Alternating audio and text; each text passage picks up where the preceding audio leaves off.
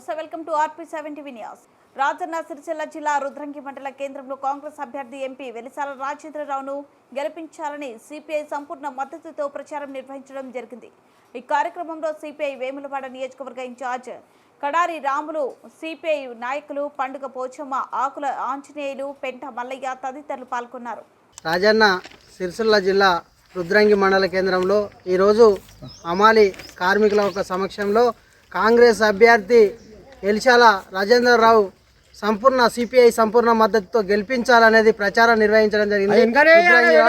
ఈరోజు ప్రధానంగా చూసినట్టుంటే ఇలా దేశంలో మోడీ ప్రభుత్వం అధికారంలోకి వచ్చే ముందు ఇలా కార్మికులకు ఇలా నిరుపేద కుటుంబాలకు భరోసా ఇస్తామని హామీల మీద వచ్చినటువంటి మోడీ ప్రభుత్వం ఇలా చూసుకుంటే 10 సంవత్సరాల పరిపాలన కాలంలో ఇలా రైతు నల్ల చట్టాలను తీసుకొచ్చి రైతుల ఒక్క పొట్టలు పెట్టిన విధానం, కార్మికుల సమస్యకు తీసుకొని వస్తే కార్మికులను 44 చట్టాలను బ్రిటిష్ సామ్రాజ్యంలో కొట్లాడి సాధించుకున్నటువంటి హక్కు చట్టాలను, కనీస వేతనాల చట్టాలను ఇలా అన్నిటినీ కాలరాత రాసి 4 కోట్లుగా కుదించి కార్మికుల ఒక్క పొట్టలు పెట్టిన విధానం. ఇలా చూసుకుంటే అప్పుడు బ్రిటిష్ సామ్రాజ్యంలో కొట్లాడి సాధించుకున్న చట్టాలనే కాకుండా ఇలా చూస్తే గ్రామాలలో రైతు నల్ల చట్టాలను తీసుకొచ్చి సంవత్సరం కాలం పాటు ధర్నాలు చేస్తే ఆ ఒక్క రైతు నల్ల చట్టాలను రద్దు చేస్తున్నామన్న హామీతో బయలుదేరి మోడీ గారు ఇప్పటి వరకు కాలయాపన చేసి కార్మికులకు రైతులకు పొట్టలు కొట్టిన విధానం. అదే కాకుండా చూస్తే ఇలా ఏడ చూసినా కూడా నిత్యావసర సరుకుల మీద GST పేరుతో ఇలా విచ్చలవిడి రేట్లు పెంచి స్థానికంగా ఉన్న కార్మికులకు ఉపాధి కరువైనా కూడా వలస కార్మికులు వచ్చి ఇలా స్వయంగా ఉన్న కార్మికులకు ఉపాధి కరువైనటువంటి పరిస్థితి. ఇలా అమారీ కార్మికులకు మీ గత ప్రభుత్వంలో ధర్నాలు చేసి కూడా ఎన్నో లెటర్లు ఇచ్చినాం. ఇలా కార్మికులకు ఓట్ల మందం పనికొస్తూ ఉన్నారు.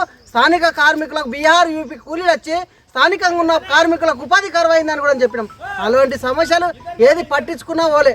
ఇలా బీఆర్ఎస్ పార్టీ అధికారంలోకి వచ్చే ముందు కోట్లాది నౌకర్లు ఇస్తాం, లక్షల నౌకర్లు ఇస్తామన్న మీ బీఆర్ఎస్ పార్టీ తెలంగాణ రాష్ట్రం మన రాష్ట్రం మనకత్తాయి, మన ఉద్యోగాలు మనకత్తాయి, మన బతుకులు మారుతాయి అనుకుంటే ఏ ఒక్క నౌకరు ఇయ్యక కాలయాపన చేసి 10 సంవత్సరాలు చేతులు దులిపించుకున్నటువంటి పరిస్థితి బీఆర్ఎస్ పార్టీ. ఇలా ప్రధానంగా చూస్తే కాంట్రాక్ట్ బేసిక్లో మనం పనిచేసే స్థితిలో ఉన్నామా, మన ఉద్యోగాలు మనకత్తాయి, మన తెలంగాణ రాష్ట్రం అయితే అని కేసీఆర్ గారు మాట్లాడిన మాటకు పానం లేకుండా అయిపోయింది 10 సంవత్సరాలలో. ఇలా కార్మికుల సమస్యల మీద ఎన్నో దరఖాస్తులు పెట్టినప్పటికీ, ఉద్యోగ సంఘాల మీద ఎన్నో దరఖాస్తులు పెట్టినప్పటికీ ఎలాంటి ఆలోచన చేయకపోయారు బీఆర్ఎస్ పార్టీ. ఇలా చూస్తే బీజేపీ పార్టీ అధికారంలోకి వచ్చే ముందు 2 కోట్ల ఉద్యోగాలు ఇస్తాం సంవత్సరానికి అని చెప్పడం జరిగింది. ఏ ఒక్క ఉద్యోగం ఇచ్చిరని చెప్పి మేము అడుగుతా ఉన్నాం బండి సంజయ్ గారిని, మోడీ గారిని. ఇవాళ మొన్న ఈ ప్రాంతంలో ఇవాళ అభివృద్ధి పేరుతో ప్రచారానికి వచ్చింది ఓట్ల కోసం మోడీ గారు. ప్రచారానికి వచ్చినాక గుడి సెరివెట్టుంది, గుళ్ళే మీరు దిగిన కాడ జనాలు యాత్రికులు ఏడ నిలబడే పరిస్థితి ఉంది.